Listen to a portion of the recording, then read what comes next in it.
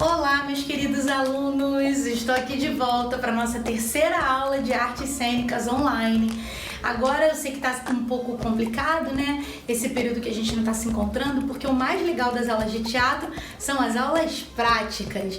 Mas a gente está aqui, né, nesse momento de pandemia, então eu estou tentando fazer uma revisão, lembrando os conceitos teóricos que a gente estudou no mês de fevereiro e no mês de março, antes da gente entrar nesse período, né, de quarentena. E aqui, para quem não viu ainda nenhum vídeo e para quem também está chegando agora, eu me chamo Anília Francisca, sou professora da Escola Desembargadora Oscar Tenório, que é a escola municipal, né, que atende a nossa linda e maravilhosa comunidade da Rocinha. Tô morrendo de saudade de vocês e eu espero que a gente muito em breve possa estar se encontrando. Nesse momento, a gente vai estar lembrando aquilo que a gente já viu em sala. Vocês têm no caderno de vocês esses conceitos, que são os conceitos básicos de teatro, que a gente também deu uma passadinha na teoria antes da gente ir para as nossas aulas práticas, né? Hoje eu vou passar para vocês mais 5 conceitos, que são os 5 na sequência desses aqui que a gente já viu nas outras aulas. Só para poder lembrar, nas últimas aulas a gente viu 16 conceitos, entre eles ator e atriz, diretor, cenário, cenógrafo, figurino, figurinista, contra-regra, iluminação, iluminador, cenotécnico, sonoplastia, sonoplasta, palco, palco italiano, palco arena e palco semi-arena. Não lembra de nenhum deles? Ficou curioso para saber os conceitos? Então vai lá nos vídeos anteriores, no vídeo 1 e no vídeo 2, onde eu explico um por um, com detalhes, o que cada um significa, citando exemplos. Sem contar que também tem exercícios online que vocês têm que fazer. Ok, pessoal? Então, agora nós vamos para os nossos próximos 5 conceitos básicos. Eu vou passar para vocês coisas que vocês já conhecem, só que muito provavelmente vocês não ligaram o nome à pessoa, a pessoa ao nome, o nome, o conceito ao nome, e agora vocês já vão se ligar e já vocês vão saber. O primeiro deles que a gente vai estudar é um profissional também, que trabalha aqui, ó, nos bastidores das artes cênicas, tanto do teatro, como do cinema, como da televisão. Como esse profissional, ele fica nos bastidores, eu também vou desenhar ele aqui, ó, na parte de fora do palco. Ele não sobe no palco. Esse profissional, ele é chamado de autor ou dramaturgo. Presta atenção, hein, galerinha? Vocês têm mania de confundir ator com autor. O autor, ele é diferente do ator.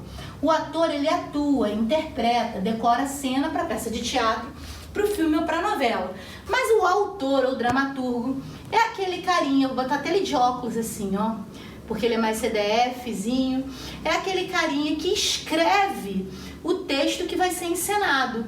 Então vou botar ele aqui, ó, com um textão assim na mão escrito, e ele escreve o texto que o ator e a atriz vão estar falando em cena. Aquele texto que eles vão decorar para poder ir para a cena, para poder interpretar. O autor, ele tem a liberdade de poder escrever da maneira como ele achar mais interessante, né, gente? O diretor, ele vai escolher o texto, geralmente. Esse autor, ele é conhecido também como dramaturgo nas artes cênicas, porque ele escreve o texto totalmente em diálogos. Por exemplo, se eu vou escrever o texto de uma peça, eu vou escrever ele totalmente em diálogos. Não vai ter uma voz passiva. Todas as vozes desse texto vão ser vozes ativas. Então, assim, escrever um drama, escrever uma peça, escrever um filme, escrever uma novela, é uma habilidade para poucos, né? O poeta, por exemplo, escreve a poesia. O autor ou dramaturgo escreve o drama, escreve a peça, escreve o roteiro, escreve o script de teatro. Vou colocar ele aqui embaixo, ó, só pra gente poder não se perder. E eu vou citar para vocês, pessoal, 2 autores ou dramaturgos muito famosos que eu quero que vocês não passem esse ano de 2020 sem conhecê-los. Eu vou apresentar para vocês um autor e dramaturgo famoso mundialmente, que ele é conhecido em todas as partes do mundo, seja aqui, seja no Japão, seja na Indonésia, seja nos Estados Unidos, seja na Europa, não importa. E vou apresentar para vocês um autor ou dramaturgo muito famoso brasileiro. Então eu quero que vocês anotem aí no caderno dois exemplos de autores ou dramaturgos. Inclusive, eles também são citados nos livros de artes cênicas que foram distribuídos para vocês. Depois eu quero que vocês deem uma pesquisada. Se não tiver nos seus livros, vocês podem estar pesquisando na internet. O primeiro autor ou dramaturgo que eu vou apresentar para vocês, e que é mundialmente famoso, ele se chama William Shakespeare. Eu vou escrever o nome aqui, porque parece que é difícil, mas é fácil. William, como se escreve William mesmo, aqui no Brasil. O sobrenome que é um pouco mais complicado. Shakespeare.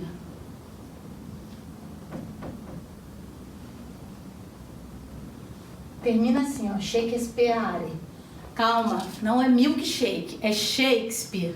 William Shakespeare, gente, ele nasceu no século XVIII. Obviamente, ele não é mais vivo, né? Ele já morreu há muito tempo. E ele escreveu inúmeras peças de teatro. E também inúmeras poesias, inúmeros sonetos. Mas ele ficou conhecido mesmo por ser um famoso dramaturgo. Ele também era diretor e também era ator da própria companhia, mas os textos que ele escreveu que ficaram imortalizados e são encenados em todas as partes do mundo. O texto mais famoso de William Shakespeare, vocês já devem ter ouvido falar. Embora vocês possam nem ter ouvido falar do Shakespeare, mas desse texto famoso vocês já devem ter ouvido falar. Se chama Romeu e Julieta, que conta a história de dois jovens apaixonados em que as famílias elas eram inimigas. Então, assim, Romeu e Julieta é um texto célebre do William Shakespeare. Mas ele não escreveu só Romeu e Julieta, ele escreveu vários outros.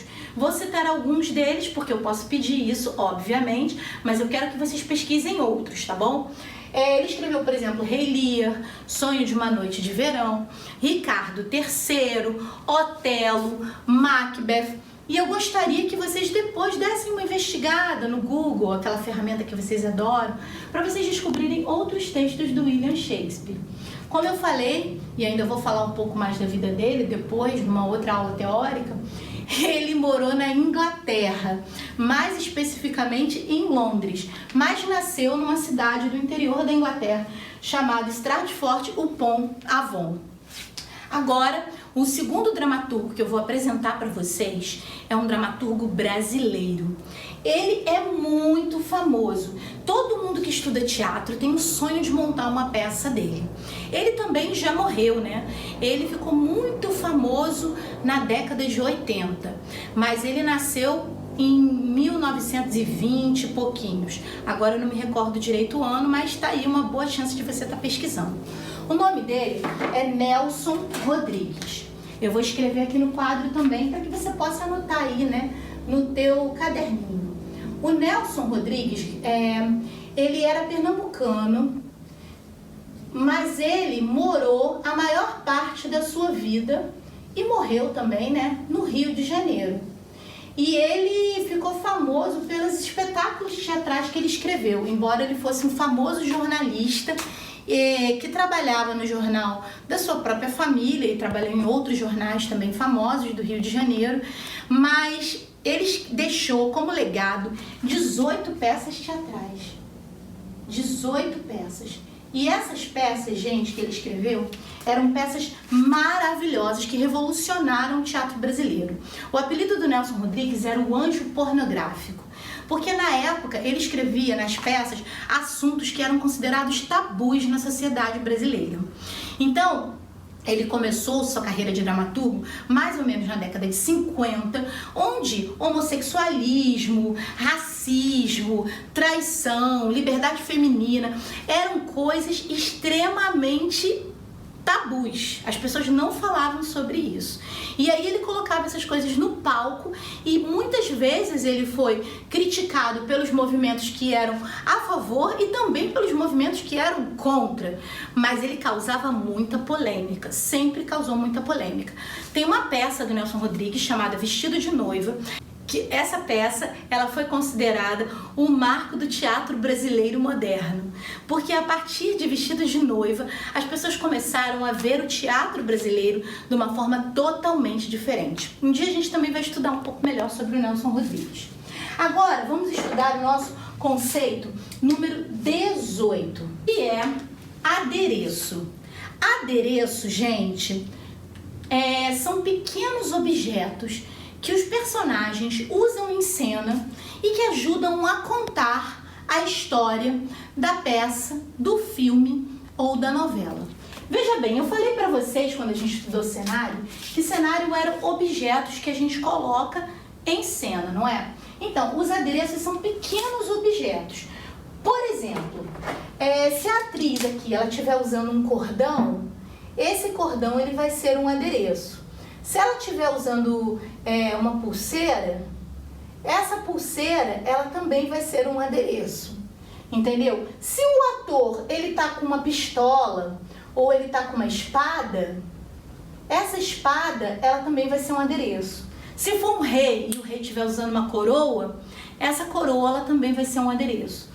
Então, a definição de adereço são pequenos objetos que servem para adornar o figurino, quer dizer, enfeitar o figurino, né? Ou completá-lo, a fim de que causem algum sentido para a plateia.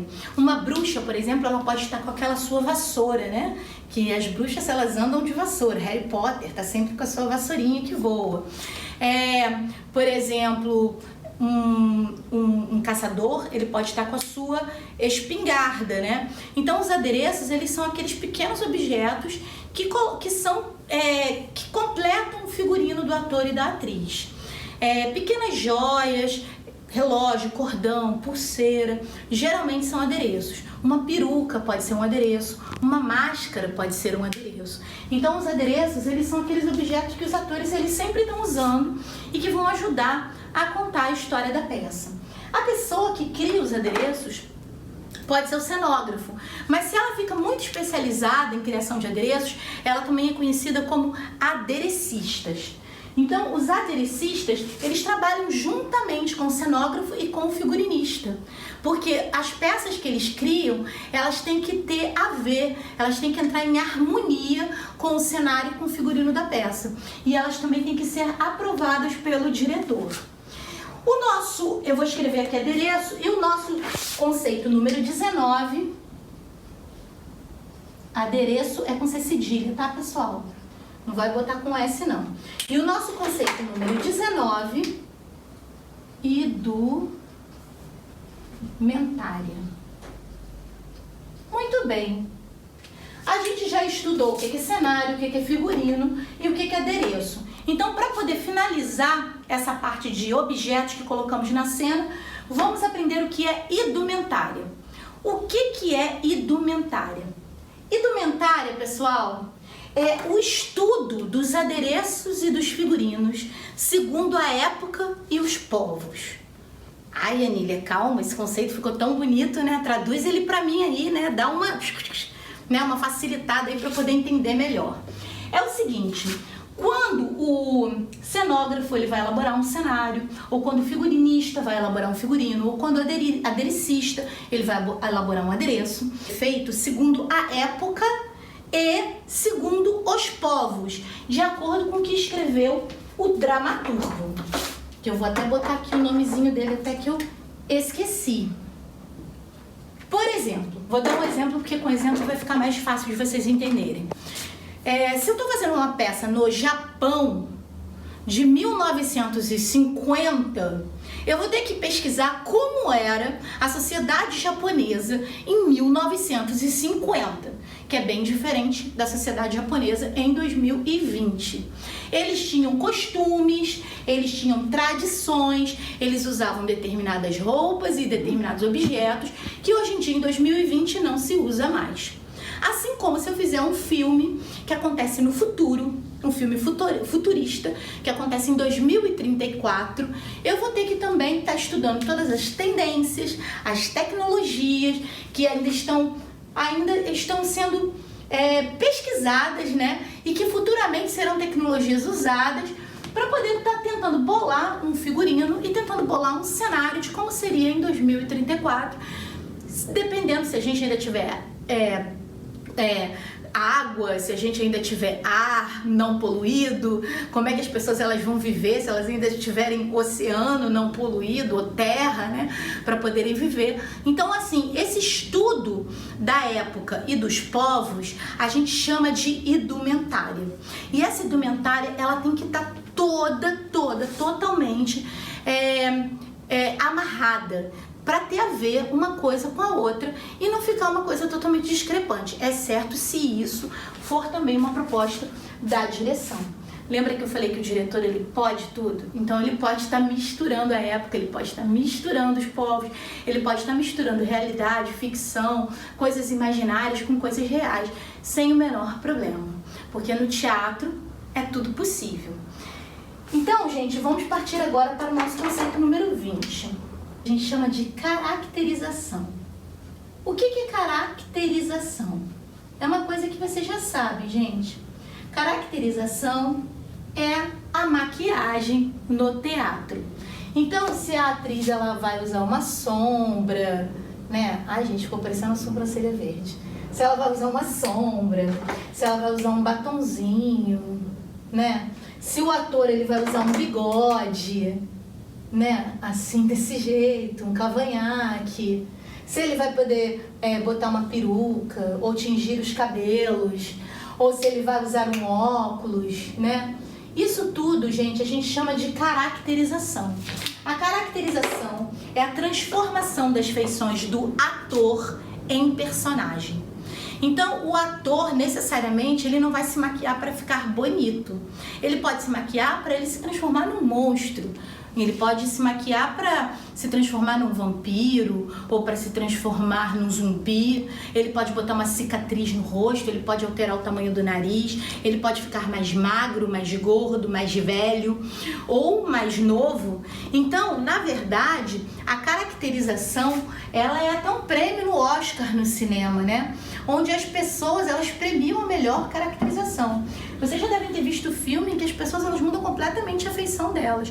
Hoje em dia, muitas caracterizações, principalmente nesses filmes de ficção científica, elas são feitas através da ilha de edição, com, né, o chroma key, que é aquele pano verde, e o editor ele vai lá e ele insere as mudanças, né, das feições, faz os monstros, faz os zumbis, faz todos os efeitos, né, visuais, todos através do computador.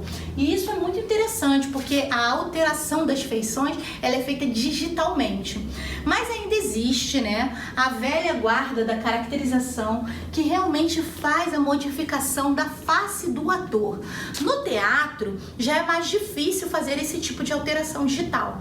Então, o ator ele tem que se apoderar realmente dessa arte de poder estar mudando a sua cara a cada novo personagem.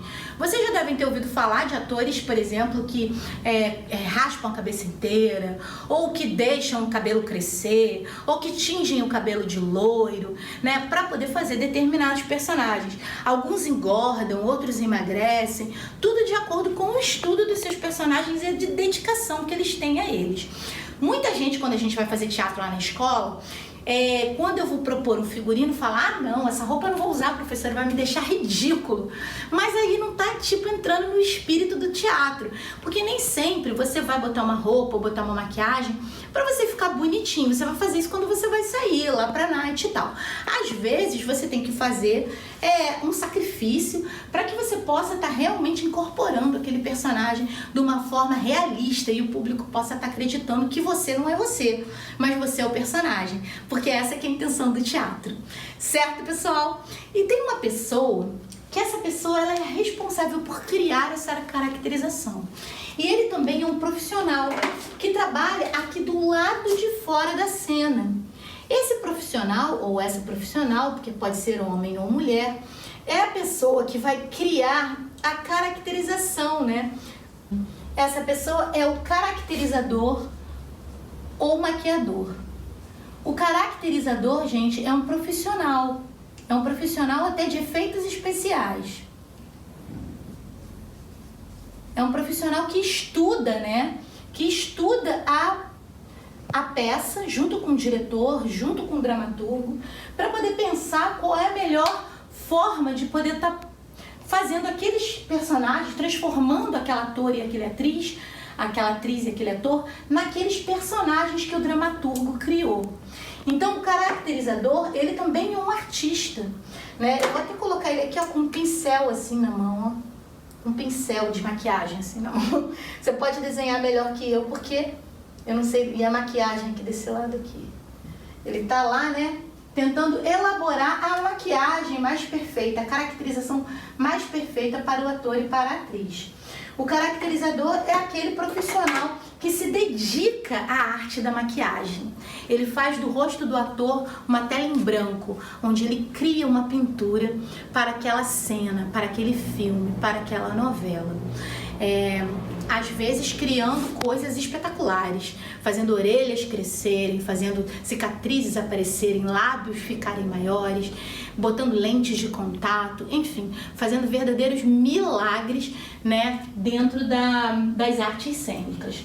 É um profissional muito respeitado e muito querido. Aqui, como eu falei para vocês no início, a gente já dá 5 conceitos. A gente aqui explicou 5 conceitinhos básicos e na próxima aula a gente parte para o 22, que é o nosso próximo conceito aqui.